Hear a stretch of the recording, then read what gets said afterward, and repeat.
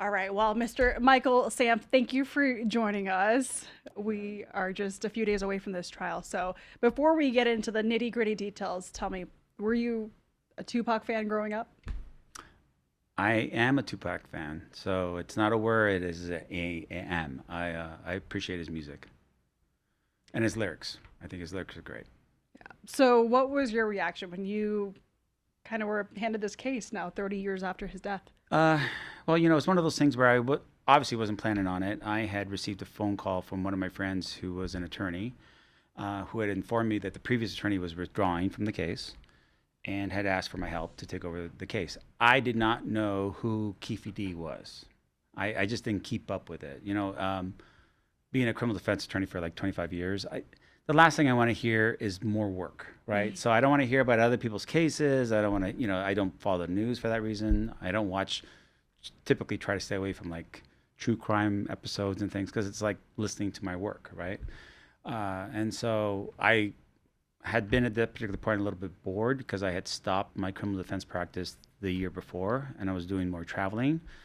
And it sort of came at that time where I didn't have much going on. The firm that we do, a personal injury firm now, it's a boutique litigation firm.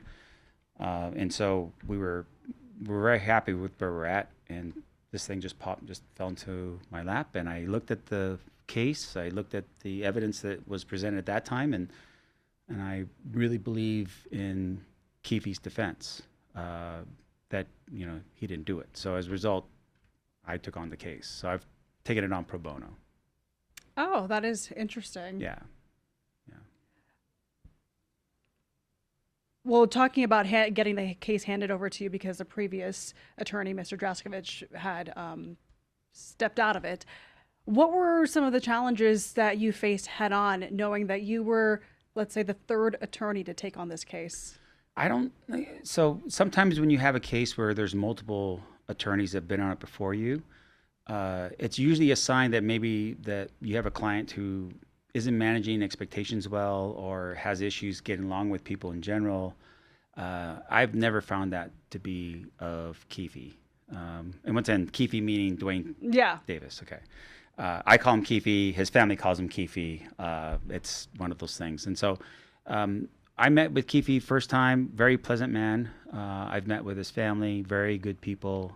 I attended his father's funeral in Compton, California. It wasn't Compton, it was California early on.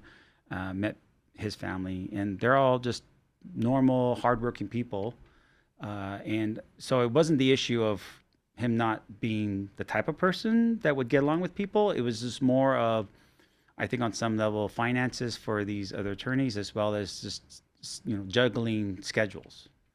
No one could really devote the time and attention that Keffe's defense needed for this type of case.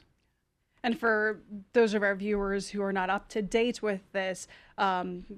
Dwayne Davis has gone through a few attorneys. As I just mentioned, Mr. Draskovich was the last attorney. He had mentioned he was withdrawing because of a retainer issue that could mean a lot of things. But you're saying that you took this case on pro bono, but the magnitude of the work that is going to go into this trial. Can Countless you explain? hours, countless hours. So when we started, I believe there was 2,000 pages of discovery. We are now up to, I want to say, 14,000 pages of discovery.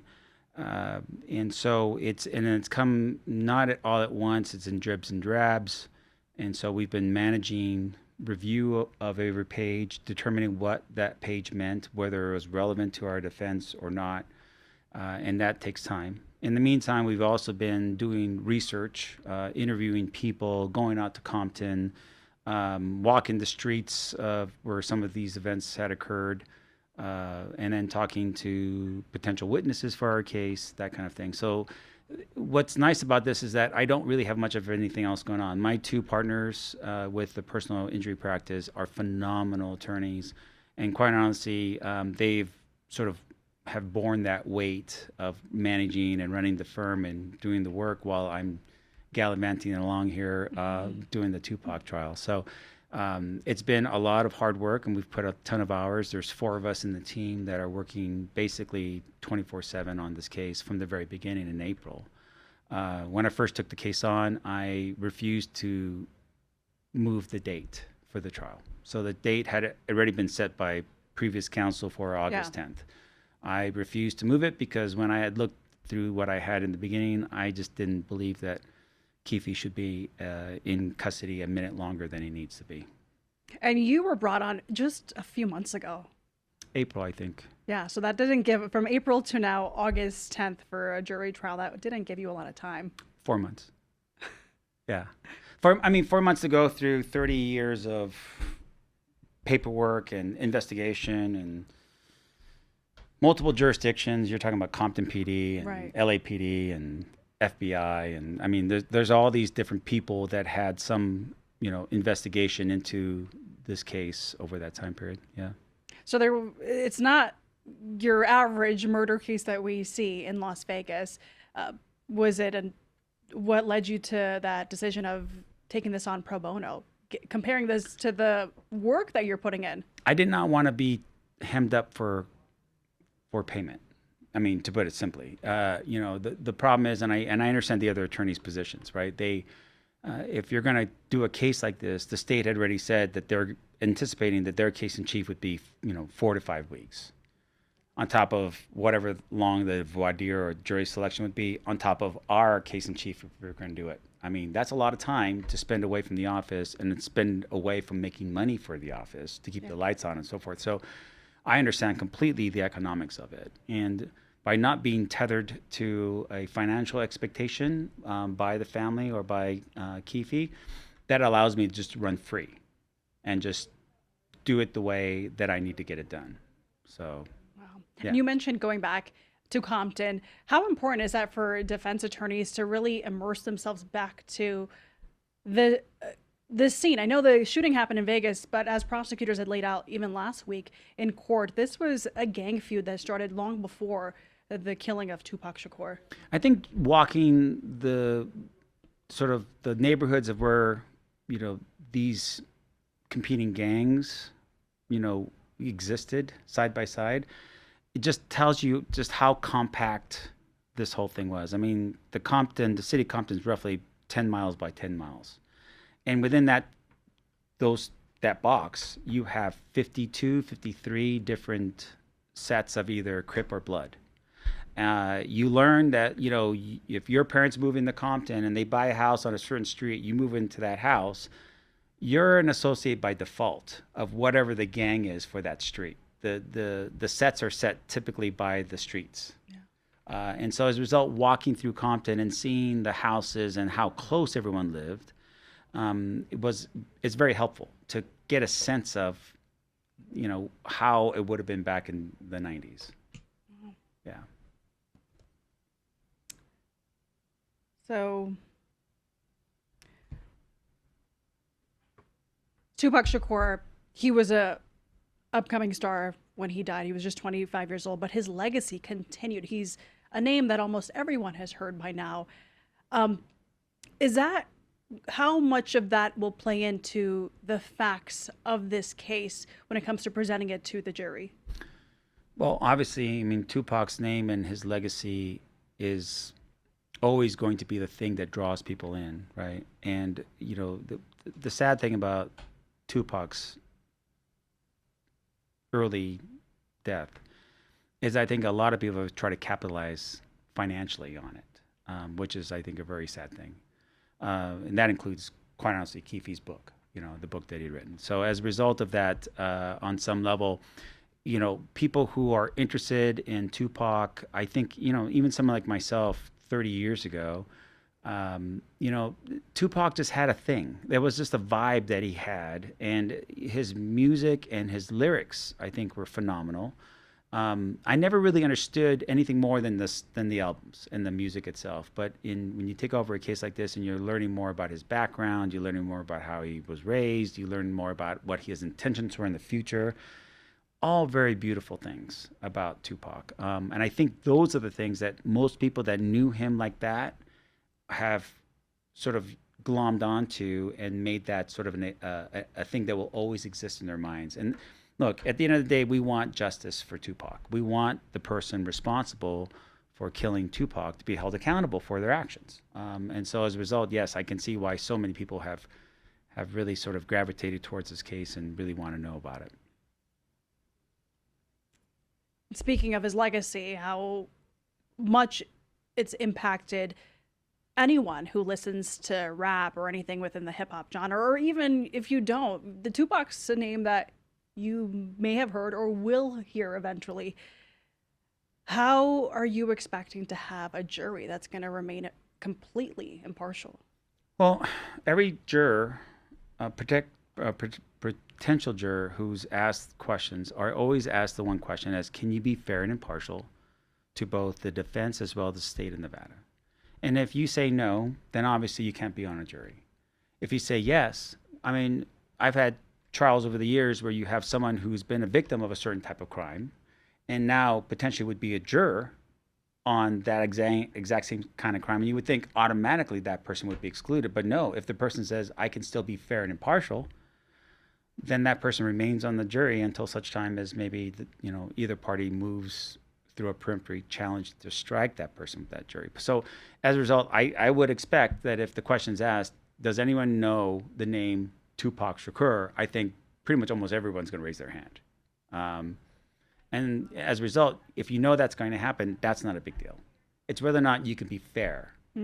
And once again, presume that the man sitting there accused of the crime is innocent until such time as they prove otherwise.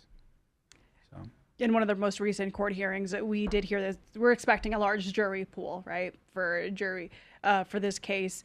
How are you going to narrow it down to 12 to 15 people? I don't know. Well, I mean, everyone's going to be asked the same questions by the court. The judge will ask the basic questions that every judge will ask, and that is questions that include, financial reasons why you can't be on a jury for anticipated 5 to 6 week trial or 7-week trial. Whether or not they give more or less credence to police officers just because they are. Do you know anybody that's on the defense side or the prosecution side? The question about, do you know Tupac Shakur? The judge will ask that question, not either side.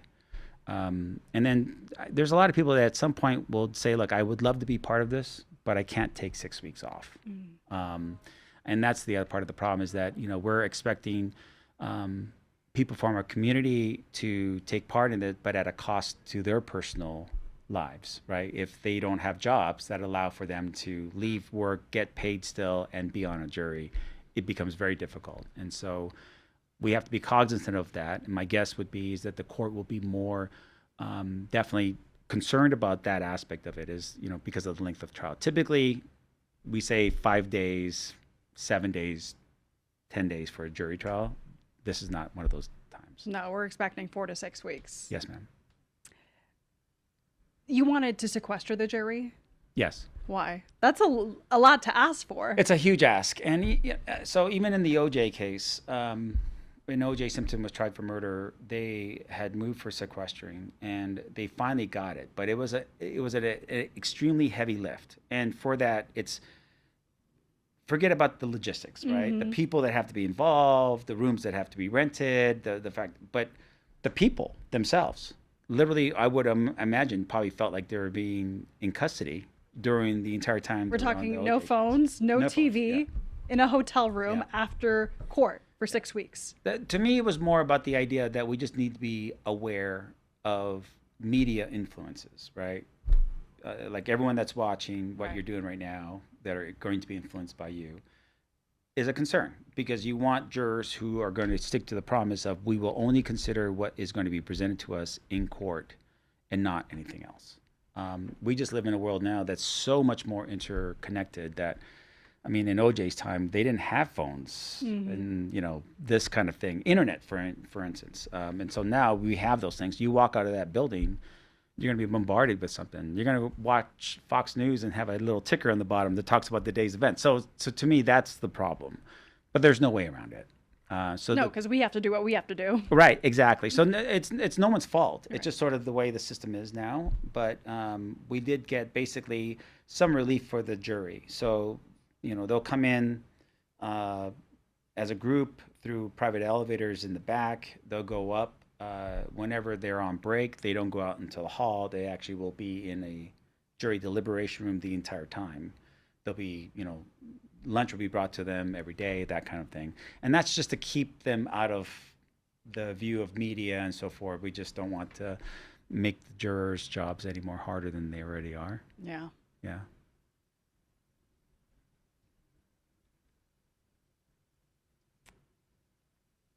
So I think we're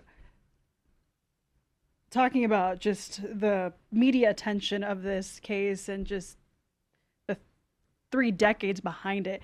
How are you finding time to decompress and balance everything out as we start this countdown to the trial? My superpower is just to be oblivious to all of it. How is that possible? I don't know, man. It's like, in the middle of a storm, if you just look and see a blank face from me, it's usually because I'm just not getting it. Right. I think it's my superpower. I'm just kidding. I don't know. I mean, maybe that is it. On some level, I don't really pay attention to a lot of these things. There are people online that have, I would imagine contributed to the dialogue and thoughts about this or that. And it would include thoughts about, say, me. I just don't have time to read it, nor do I care enough to read it. So as a result, I just sort of, traipse through the tulips. Yeah, and you kind of just pretend the media's not there. La, la, la, la, la, just walking through. So. But we know you're there, and you have said a few words. You had given us a little press conference about a month ago. You said that you believed in this cause. Is that you believing in Keffe D's innocence? Yes. Speaking of innocence, Sure. this book that he co-authored, it was center of a couple of court hearings. It's going to be presented to the jury. There's a lot in here that talks about his recounts of that night. Sure. Is this book backing up his innocence? That's the question of the day. I can't answer that question because it's technically evidence that may or may not come in during the course of the trial. The jury would determine what parts, if any, of that book they're going to consider. The judge makes the final call. So as a result, I just can't predict what the judge will consider and admit as evidence in the case, and I just can't talk about it. I don't want to be accused of, trying to influence the panel or anything like that. But at the end of the day, the book becomes a centerpiece of the state's case against Keffe for sure. And it is, yeah. And I've been reading through it. Have you gotten a chance to read through it? Yeah. Yes, I read the book. Yeah. So does anything surprise you about his upbringing? He talks about his dad being a veteran. He was a straight A student. He was playing football. And then he gets into this other side of the street life. Well, it's consistent with what I know from speaking with family. When I went to his dad's funeral, I did that partly because I wanted to do some research and get to know the family a little bit, but I did it out of respect as well for Keffe. He was in custody. He's been unable to meet with his family or see his family, and I felt it was important for a representative like myself to step in and be there on his behalf for his father. I learned a lot of things about the family. They are good people. They're normal people. There's nothing extraordinary one way or the other. They're just hardworking people who do everyday things, right? And their family. They gather around each other and they support one another. And so, things in the book where he talks about his family, I think are relatively consistent. In terms of the feeling of family and the feeling of that type of thing. Now, here's the thing, whether the book is something that should be the gospel truth, that's the question of the day. Is it something where we can say you wrote it in a book, so therefore that is what it is? And that's something for a jury to decide. I've noticed in court that Mr. Davis keeps trying to speak and you kind of shush him. Does he have any intention to take the stand? Every defendant has the right to testify on their own behalf. I cannot force someone to either testify or not testify. Obviously, it'll be his right when the time comes for him to make that decision. He does get upset because he feels like he's being misrepresented in terms of the way that the state has portrayed him. And once again, explaining to Keffe that, hey, this is a hearing that's not the trial. It's, once again, in his mind, he's being unfairly, characterized, or he's unfairly painted in a certain way. And that just comes with the territory. He wrote a book. We have to accept that. And so as a result, even though he wants to say something in his defense, I've always told him that that's not the time or place to do that. Can you talk to us, for those of you who are not familiar with a murder trial? Can you tell us why it's typically not common practice to have the defendant take the stand? I mean, I've had acquittals where clients take the stand, testify on their own behalf. I've had, the majority of the time as an attorney, you want to be prudent, which requires you to say, look, I cannot control what you're going to say, so just don't say anything at all. More times than not, I think people immediately believe that the person who's going to testify is lying or saying something to try to get out of the situation that they put themselves in. And so, and a lot of times clients will decide on their own whether they want to do it or not. I've always been of the opinion that I don't force my clients to make a decision one way or the other, because it's their constitutional right to speak their truth, to say the words that they think they ought to say. Outside of that, even me, for instance, if I was accused of a crime, I don't know if I'd want to speak on my own behalf. I don't know. I don't know what it's like to have that kind of pressure where you're being accused, especially of a crime that's so significant, like a murder. Like how do you feel confident in your own abilities to get in there and say words to a jury who are looking at you, and these are 12 strangers you don't even know. Yeah. So I don't know. Just one of those things. How is Mr. Davis feeling about the trial coming up? He's hopeful. I think he's relieved that we're moving in the pace that we are, that we're in position. He's been kept abreast of everything that's been happening. And I know that he's in a position now where he feels good about the fact that we're, the biggest concern always with attorneys and their clients is communication. It's the number one bar complaint. And so it's always about how I don't know what's going on with my case, and my attorneys don't return my phone calls. We made it a point to make sure that Keffe was always involved from day one in, constant visits with updates to what's going on with this case. And so as a result, he has a better understanding, a clearer picture of where he's at. And as a result, he's not so much in fear of the unknown from his defense, right? He may be still fear of the unknown, meaning the jurors, but in terms of the defense, I don't think he's afraid of that. Got it. Mm-hmm. Well, Mr. Sam, is there anything else that you want to add that we didn't get to? It's open conversation. Well, no, I think you've been great. I think just overall, once again, just to repeat, the danger with these types of interviews on some level is that attorneys could be accused of trying to persuade a panel. That's never my intent. It's always to educate, just in general. And I really appreciate your questions, because I think those are the kinds of questions that that your viewers do want to know. That's a little bit of a different perspective versus the really, what do you got? Why is he not guilty? Sort of questionnaires that I typically would be anticipating. You've done a phenomenal job.